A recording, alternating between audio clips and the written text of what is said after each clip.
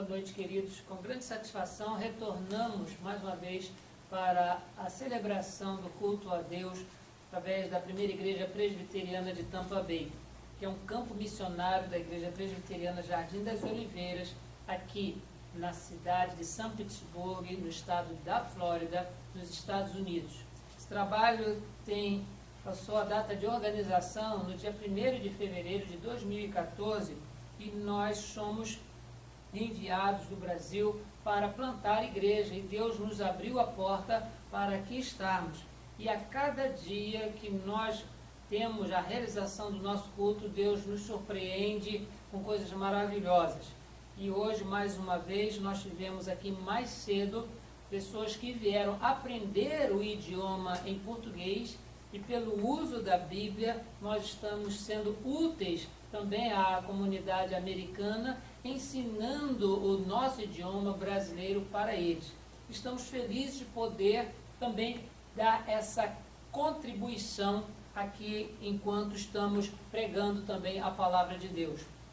Nós gostaríamos de dizer que estamos próximos de celebrar juntamente com toda a cristandade mais um aniversário da Reforma Protestante, porque no dia 31 de outubro de 1517, através de um posicionamento do monge Martinho Lutero, lá na Alemanha, colocando 95 teses, 95 proposições, 95 ideias para debater quanto à prática da Igreja Romana que contraria diretamente a palavra de Deus, ali marcou-se a data da Reforma Protestante. Nós agradecemos a Deus o que Ele tem feito na história para que nós tivéssemos cada vez mais, não somente o acesso à palavra, mas também a pureza da palavra. Obrigado pelo que o Espírito Santo tem feito. Está conosco também mais uma vez a nossa irmã Kim Miller, que durante toda a nossa mensagem em português, ela conta com o auxílio de alguém que possa traduzir para ela aquilo que não fica muito compreensível. Ela também é uma das nossas alunas da classe de português, mas ela não se intimida. Ela vem e participa conosco do culto e aprende não apenas lendo e escrevendo, mas também ouvindo a mensagem que nós pregamos em português. Agradecemos a Deus pela vida da nossa irmã Kim Miller. Gostaria de convidar os irmãos para que abram as suas Bíblias, onde nós estaremos lendo a palavra de Deus no livro de Atos dos Apóstolos, no capítulo 2, a partir do verso 42. Leremos até o verso 47.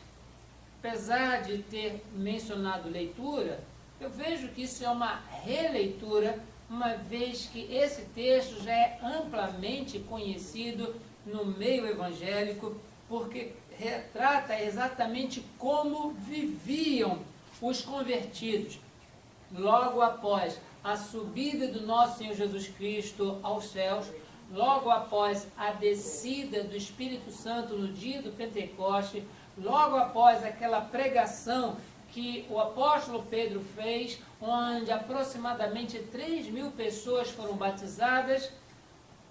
Lucas, o historiador, Lucas, o evangelista, Lucas, o doutor, ele faz o relato de como viviam esses convertidos. E nós vamos reler esse texto nesta noite. Acompanhe aí na sua Bíblia.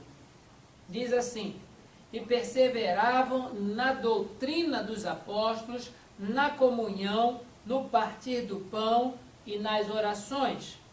Em cada alma havia temor, e muitos prodígios e sinais eram feitos por intermédio dos apóstolos.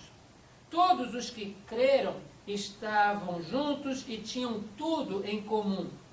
Vendiam as suas propriedades e bens, distribuindo o produto entre todos, à medida que alguém tinha necessidade. Diariamente perseveravam unânimes no templo, partiam o pão de casa em casa e tomavam as suas refeições com alegria e singeleza de coração, louvando a Deus e contando com a simpatia de todo o povo. Enquanto isso, acrescentava-lhes o Senhor, dia a dia, os que iam sendo salvos. Durante esse ano, nós temos adotado uma temática para o trabalho da nossa igreja. E o tema nosso é crescendo no conhecimento de Deus e crescendo na graça recebida. Não é só um crescimento cognitivo, não é somente um crescimento de saber todos os livros da Bíblia, de falar de cor e salteado o que a palavra de Deus contém.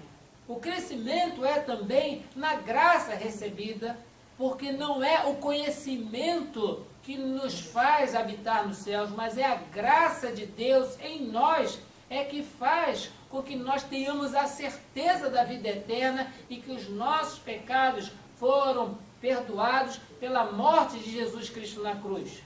E quando nós colocamos em prática os ensinamentos do nosso Senhor, nós crescemos na graça recebida. Hoje, de uma forma especial, nós estamos abordando uma temática que fala de que nós também crescemos no conhecimento de Deus e crescemos na graça recebida quando nós fazemos discípulos. Se os queridos podem lembrar, a recomendação final de Jesus, registrada no Evangelho de Mateus, capítulo 28, menciona: ide e fazei discípulos em todas as nações.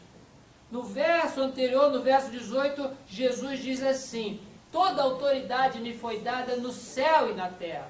A mesma autoridade que o nosso Salvador recebeu do Pai, ele transfere para os seus discípulos e lhes diz: fazei discípulos. Na oração sacerdotal de Jesus, no capítulo 17 do Evangelho de João, nós ali observamos as palavras do Salvador dizendo: ó Pai, assim como tu me enviaste ao mundo, eu envio os meus discípulos ao mundo. Nós, queridos, fomos salvos do mundo, fomos separados para Deus, mas preparados pelo Espírito Santo, instruídos por Jesus, agora nós somos enviados ao mundo para sermos sal e sermos luz. Sim, queridos, é esta a nossa tarefa. Nós crescemos no conhecimento de Deus lendo a sua palavra, mas nós crescemos na graça recebida fazendo discípulos. Certa vez eu fiz a seguinte pergunta para um grupo de pessoas sobre qual é a diferença entre aluno e discípulo. As pessoas, elas não têm muita informação a esse respeito e tiveram dificuldade de responder. Mas uma coisa que nós sabemos é esta, de que o aluno, ele vê o professor uma vez na semana por causa daquela matéria. E só vai ter contato com o professor na semana seguinte, quando tiver que retomar aquela matéria, aquela disciplina. A diferença é que o discípulo, ele não vê aquele que o ensina, aquele que o instrui apenas uma vez por semana, mas o discípulo, ele convive com o seu mestre. O discípulo, ele vê o seu mestre fazendo e é desafiado a repetir o processo.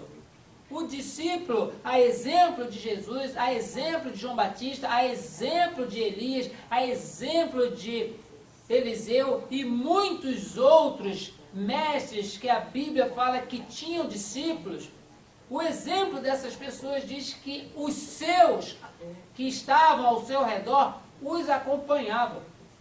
Lembremos que ainda no Evangelho de Mateus, Jesus, ele inicia o seu ministério após o seu batismo, chamando pescadores. Estavam ali Pedro, Tiago, João, estavam ali também os filhos de Zebedeu, e Jesus passou e disse: me segue. Passou na coletoria e viu Mateus, que trabalhava como coletor de impostos, e disse: você também me segue. E essas pessoas, elas abandonaram o seu círculo de amizades, largaram os seus afazeres, as suas profissões e foram seguir a Jesus. Onde Jesus parava para comer, era ali que eles comiam. Onde Jesus parava para repousar, era ali que eles também descansavam. Por onde Jesus caminhava, naquelas estradas de toda Jerusalém, de todo Israel, estavam os seus discípulos o acompanhando e aprendendo dele. Aqui, irmãos, nós vemos que esses discípulos que seguiram Jesus e foram preparados, ungidos pelo Espírito Santo, agora a tarefa deles é também fazer discípulos. E nós, irmãos, observamos que à medida que eles faziam discípulos, faziam pessoas conhecer a Jesus e serem imitadoras de Jesus conforme eles mesmos procuravam imitar, nós vemos que havia crescimento, não apenas pessoal, mas também havia o crescimento na coletividade.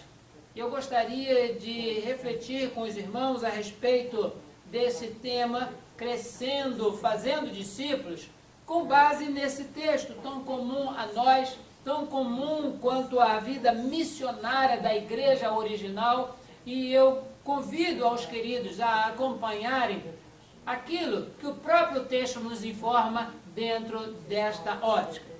A primeira coisa que nós precisamos observar é que nós crescemos pessoal e coletivamente quando fazemos discípulos que são frutos da perseverança nas verdades bíblicas.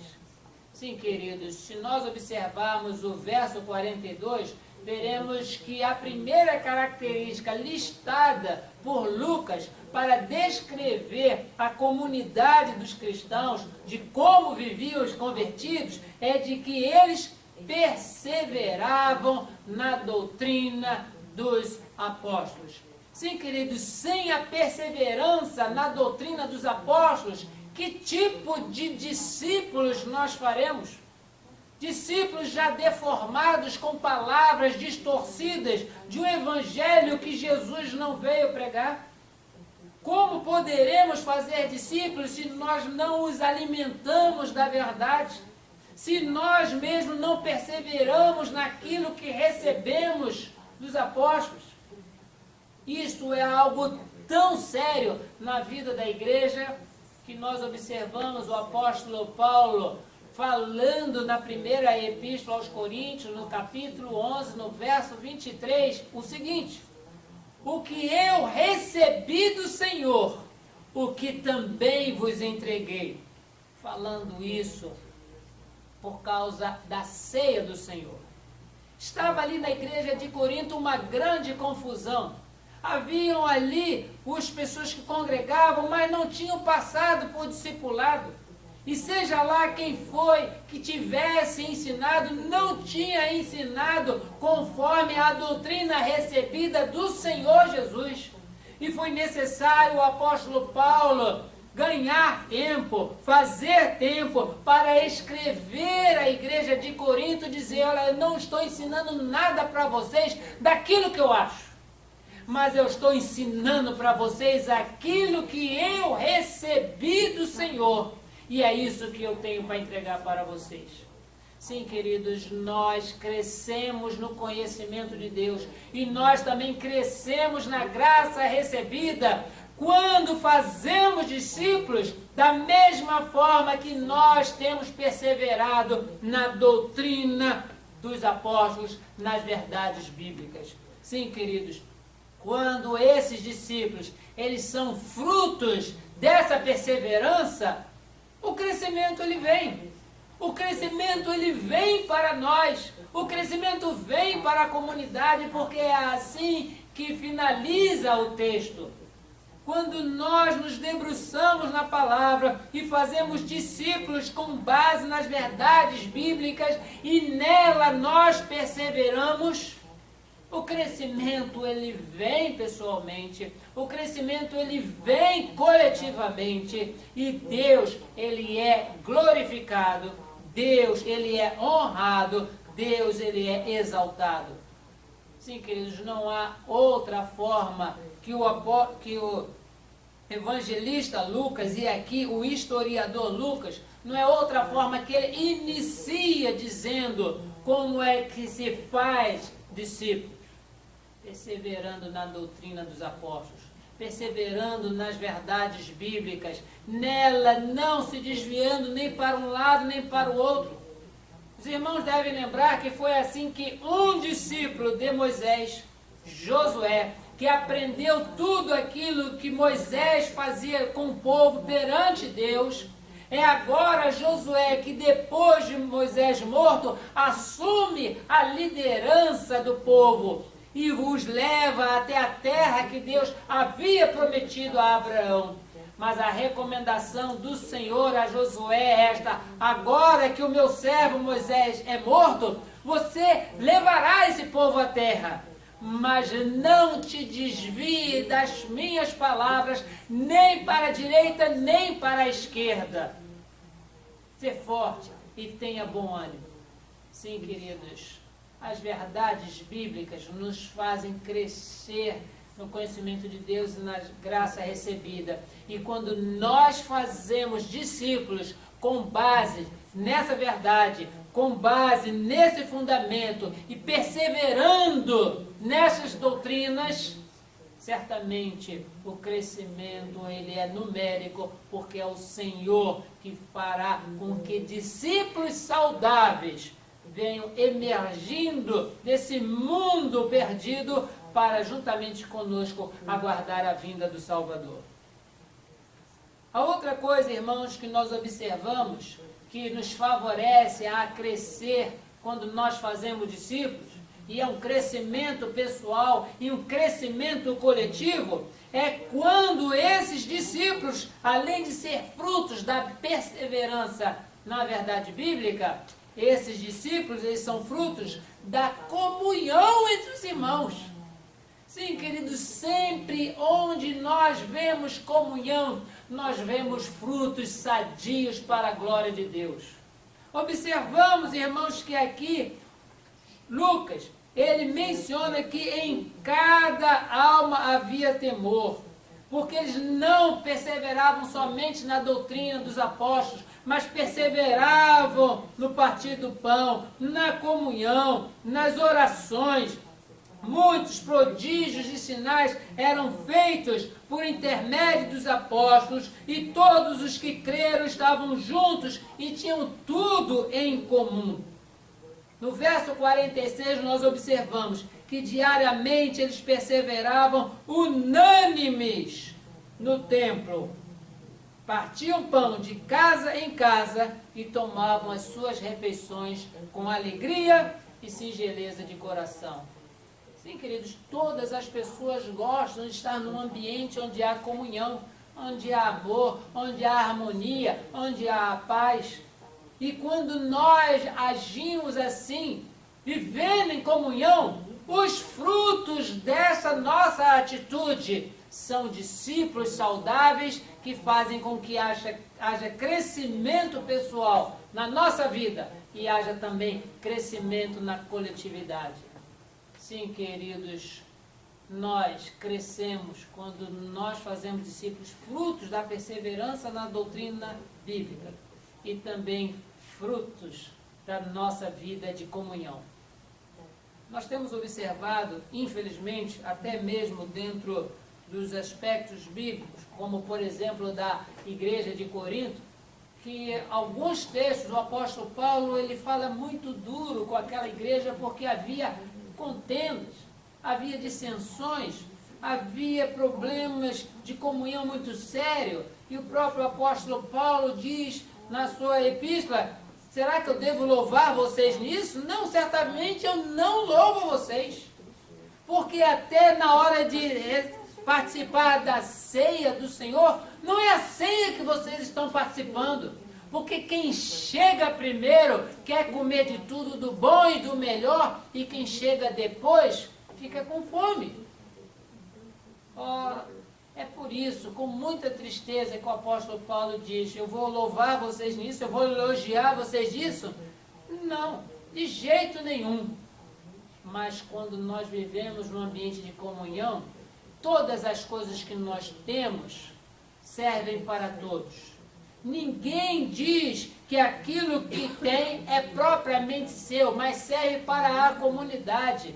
E ali começam a agregar pessoas, não porque tem necessidades sociais, necessidades materiais, necessidades de saúde, mas afluem para ali porque existe uma atmosfera de amor, uma atmosfera de comunhão, uma atmosfera de paz, e as pessoas vêm para ouvir a respeito de Jesus nesse ambiente.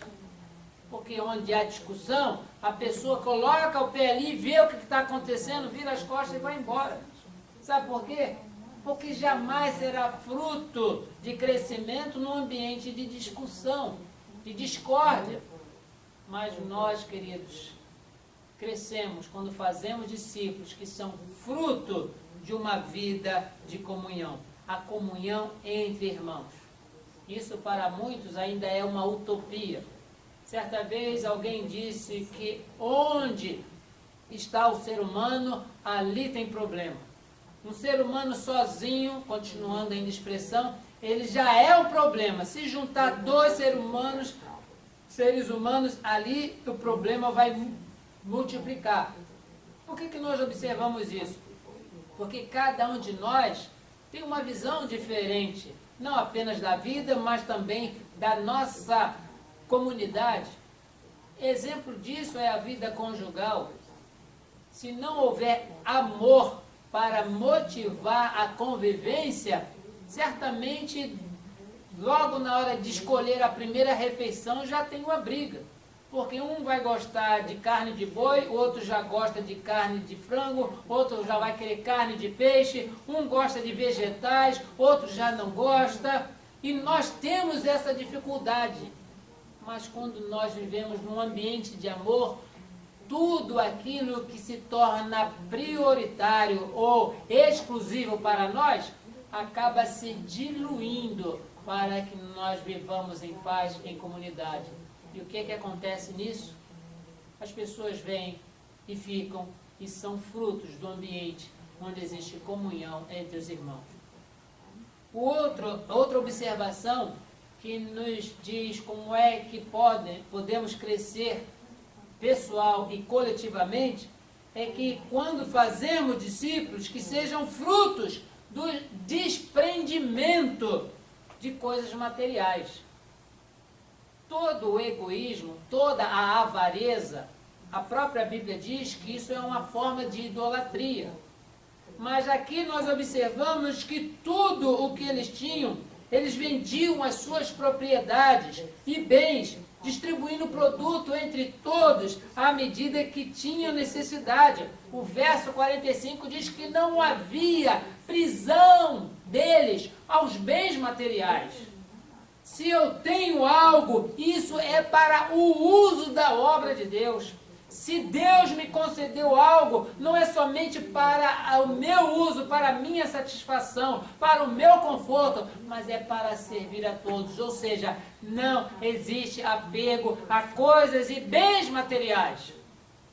Quando nós pregamos o Evangelho, quando nós perseveramos nas verdades bíblicas, quando nós vivemos num ambiente de comunhão, também é fácil crescermos no conhecimento de Deus e na graça recebida, quando os nossos discípulos, eles também são frutos de um ambiente onde não existe apego a coisas materiais.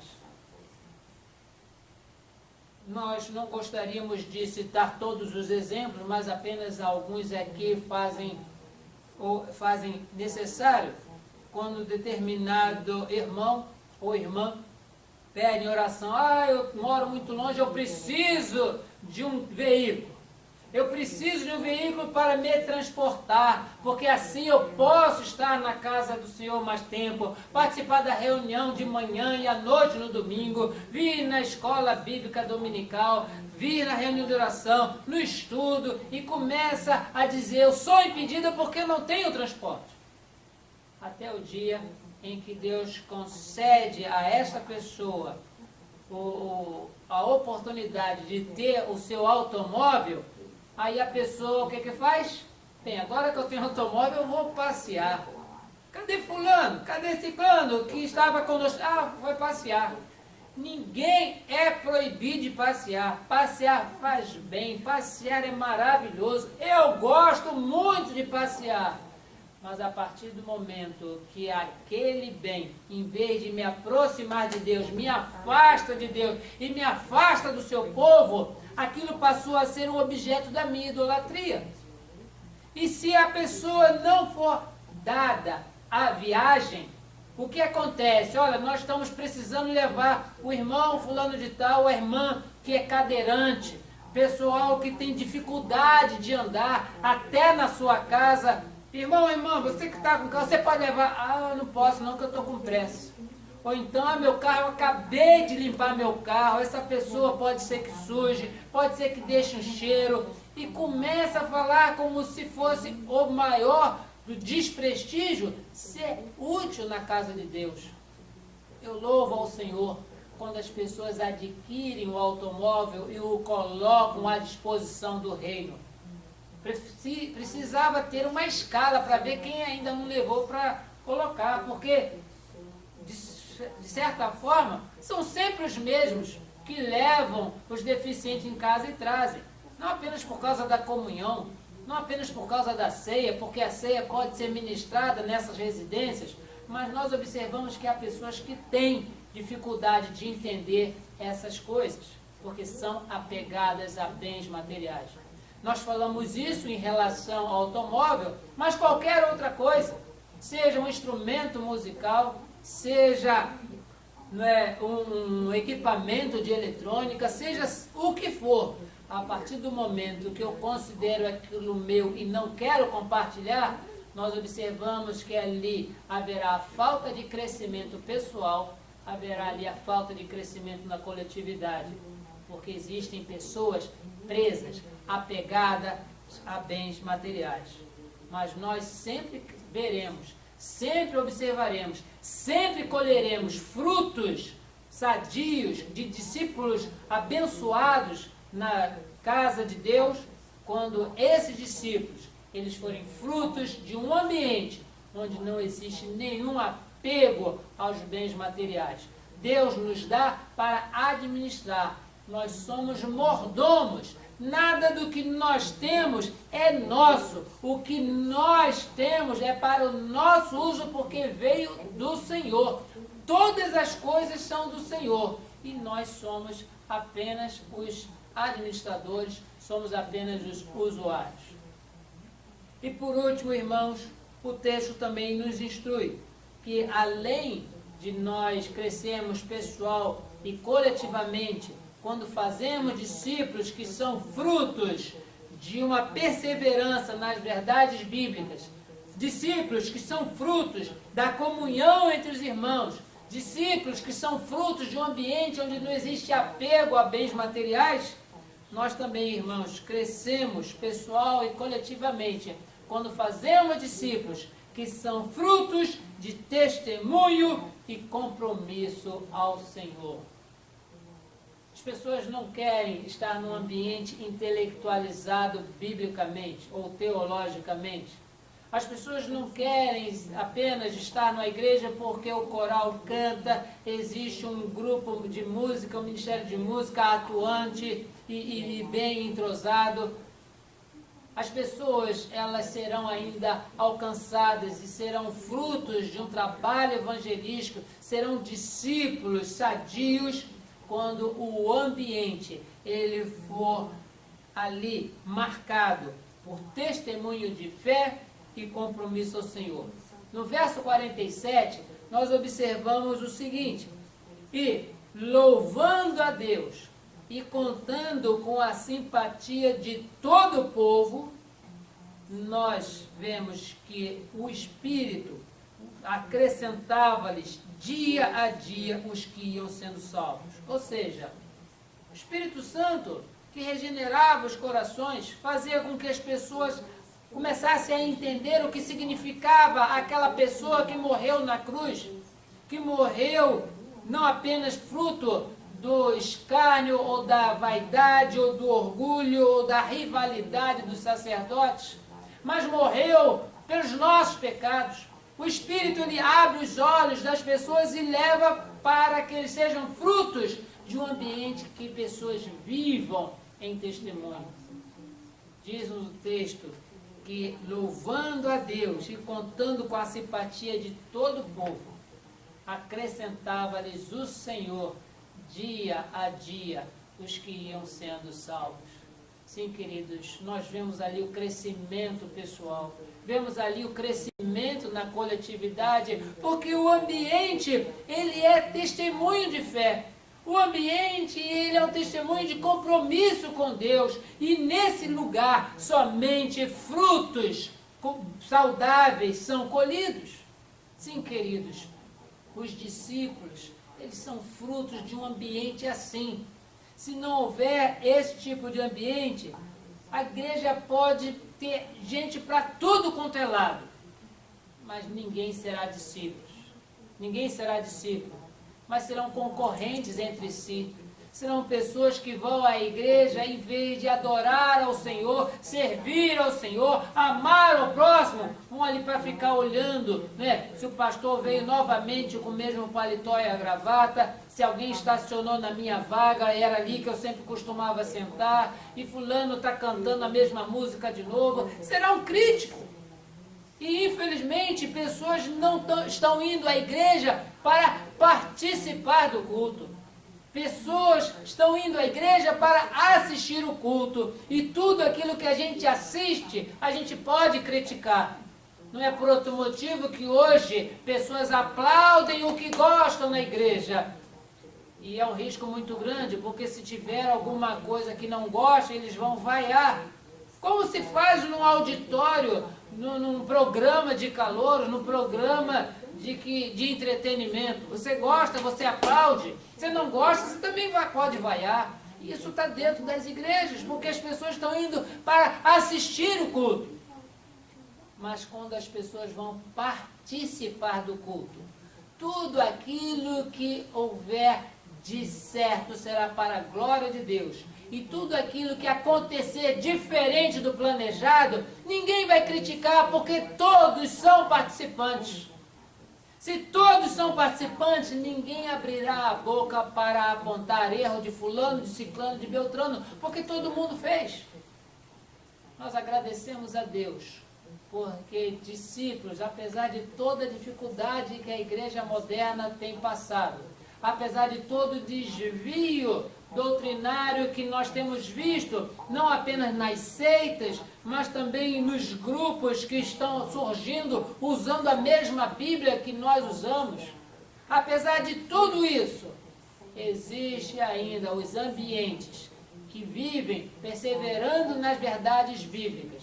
Existem ainda os ambientes onde as pessoas vivem em comunhão, onde as pessoas não são apegadas aos bens materiais e que vivem com compromisso de fé e vivem em testemunho diante de Deus.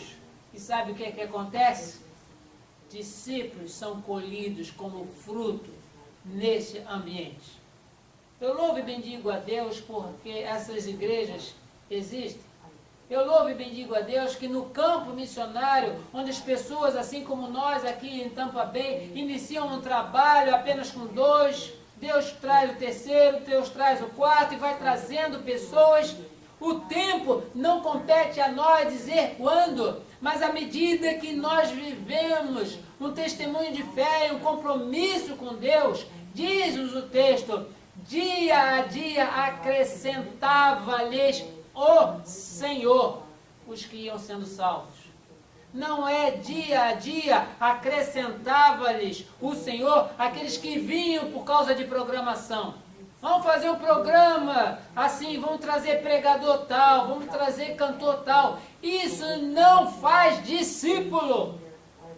O que faz discípulo é exatamente o que a palavra nos diz. Perseverança na verdade bíblica, viver em comunhão, desapego aos bens materiais, testemunho de fé e compromisso com Deus. Isso faz discípulo.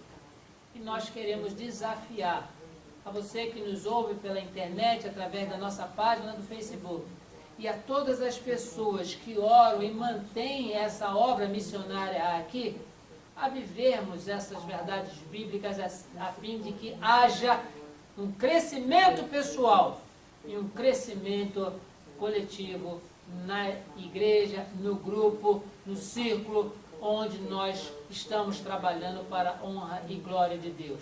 Que Deus assim nos abençoe com esse crescimento que não é estratégico de homens, não é administrativo de concílios, mas é obra do Espírito Santo no meio do povo de Deus, fruto de um ambiente em que há compromisso, a perseverança e principalmente amor à causa. Porque se nós somos discípulos, nós também saberemos discipular outros. Que Deus assim a nós abençoe. Amém.